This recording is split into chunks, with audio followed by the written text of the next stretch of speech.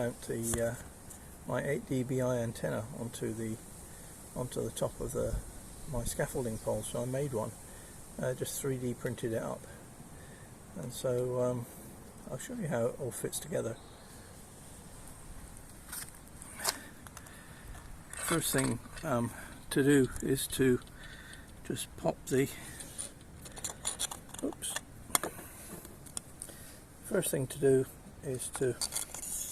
adapter onto the cable, and then I need two hands for the next bit to attach the cable to the base of the antenna, so I'll do that and then come back.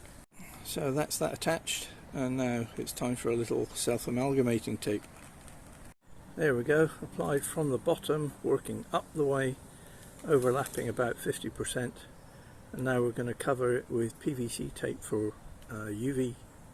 So there we are, fully covered with UV tape as well, PVC tape to give some kind of UV protection. And now I'm going to really just make sure all of that is very, very well pressed down.